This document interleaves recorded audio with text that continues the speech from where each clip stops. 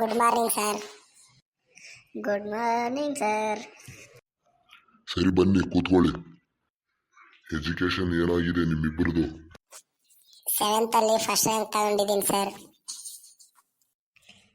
6th ಅಲ್ಲಿ ಇಡೀ ಸ್ಕೂಲ್ಗೆ ಟಾಪ್ ಬಂದಿದ್ದೀನಿ ಸರ್.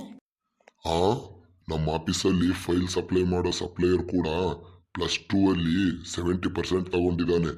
ನೀವಿನ್ನೂ 6th 7th ಹೇಳ್ತಿದ್ದೀರಾ?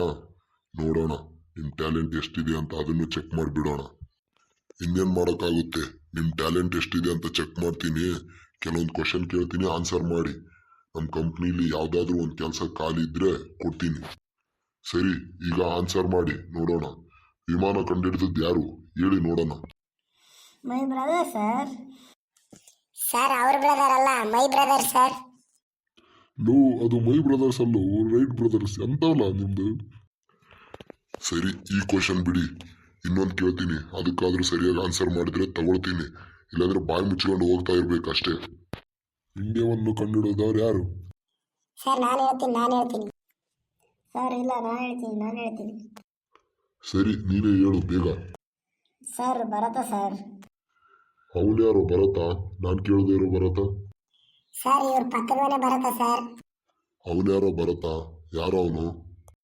ಸರ್ ಸ್ಕೂಲಲ್ಲಿ ವರ್ಲ್ಡ್ ಮ್ಯಾಪ್ ನೋಡಬೇಕಾದ್ರೆ ಇಂಡಿಯಾನ ಕಂಡುಹಿಡಿದಿದ್ದು ನಮ್ಮ ಫ್ರೆಂಡ್ ಭರತನೇ ಸರ್. ನಾವಿಬ್ರು ನೋಡಿದ್ವಿ, ಕೇಳಬೇಕಾದ್ರೆ ಇವನನ್ನೇ.